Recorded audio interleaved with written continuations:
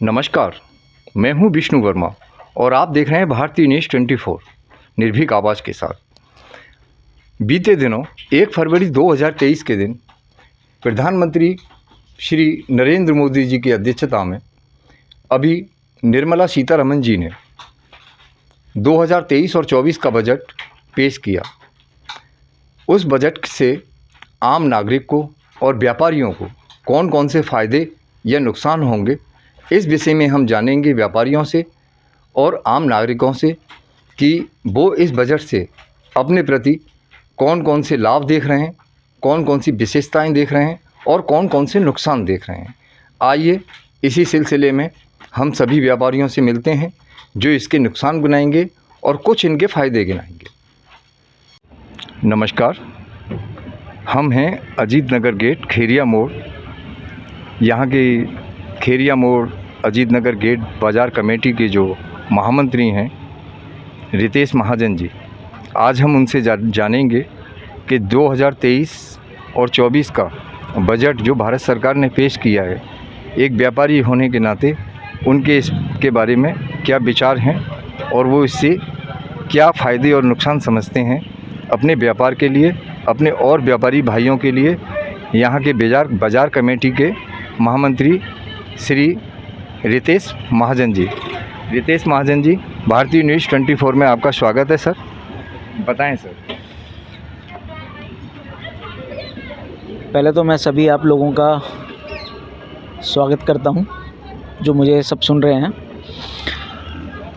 और इस सन 2023 के बजट के बारे में कुछ कहने से पहले कुछ हमारे इतिहास के पुराने बजट के इतिहास के बारे में हमारा जानना बहुत ज़रूरी है।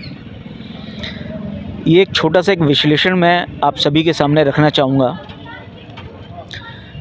कि हमारा जो भारतवर्ष का सबसे पहला बजट जो हुआ था 18 फरवरी 1860 में, जो कि ईस्ट इंडिया कंपनी के जेम्स विलियम्स के द्वारा किया गया था, जिसके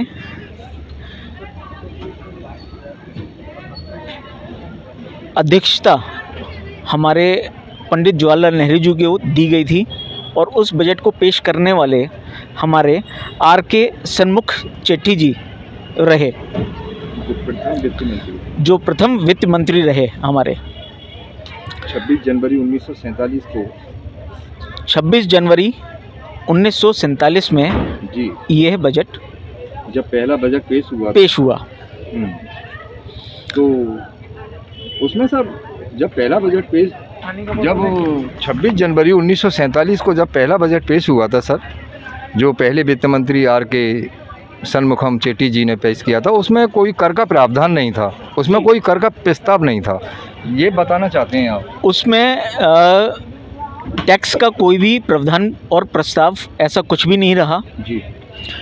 और जो पहला प्रस्ताव हमारे टैक्स के लिए रहा था वो 1951 में रहा।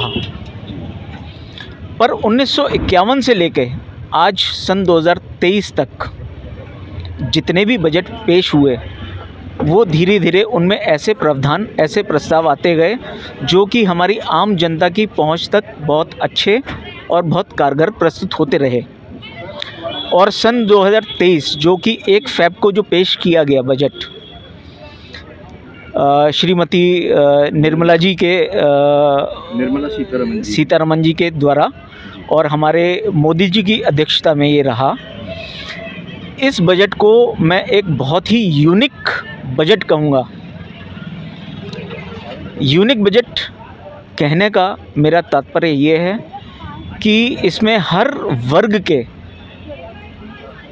हर समाज के प्रति एक ऐसी प्रस्तुति पेश करी गई है जिसमें उनको 5 लाख की इनकम, जो एक मिनिमम जो एक आय वर्ग है, उस वर्ग को थोड़ा सा और बढ़ाकर इन्होंने इस तरह प्रस्तुत किया है कि उनको टैक्सेस से इतना ज़्यादा कोई भी मतलब कोई परेशानी नहीं रहने वाली।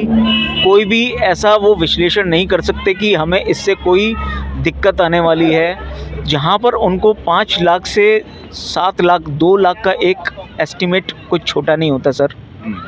एक छोटे वर्ग का इंसान 2 लाख जब कभी इकट्ठा करता है तो उसको बहुत विचार करना पड़ता है। ये 2 लाख का जो उन्होंने एस्टिमेट एक ऊपर बढ़ाकर जो दिया है, उससे बहुत राहत मिलने वाली है हमारे निम्न वर्ग और एक मध्य वर्गीय परिवार को।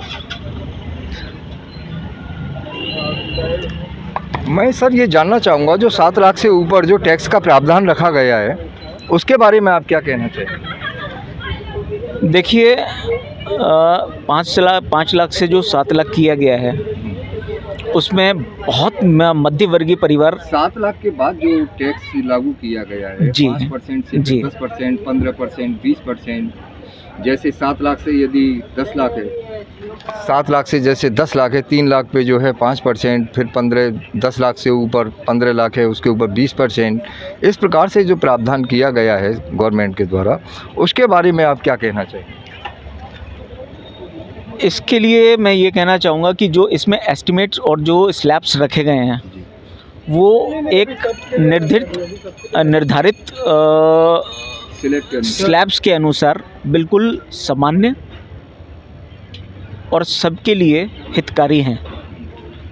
ये जो सरकार ने बजट पेश किया है, इसके तो फ़ायदे तो आपने गिनाए सर, इसके कुछ नुकसान भी हैं जो आप कहना चाहेंगे? जब एक मध्यवर्गीय परिवार को, एक गरीब परिवार को उनके हितों का और उनकी रोज़मर्रा ज़िंदगी का सब सामान, सब अधिकार उनको प्राप्त हो रहे हैं, तो इसमें उनका सिर्फ फ़ायदा ही फ़ायदा है, इसमें नुकसान कुछ नहीं है। ये हैं रितेश महाजन जी, जिन्होंने बजट से संबंधित अपने विचार पेश किए। फ़ायदे थे जो फ़ायदे गिनाए, नुकसान ये कोई गिना ना सके। हम और व्यापारियों से मिलेंगे, उनसे जानेंगे कि इस बजट से संबंधित और उनकी नज़र में कौन से फ़ायदे हैं और कौन से नुकसान हैं, और 5 लाख से 7 लाख तक ये जो सालाना आय का प्रावधान रखा गया है, उसके बारे में वो कैसा फील करते हैं। भारतीय न्यूज़ 24 से मैं विष्णु वर्मा फिर एक नए सज्जन के साथ मिलते हैं और उनसे उनके विचार जानने की फिर कोशिश करेंगे। नमस्कार।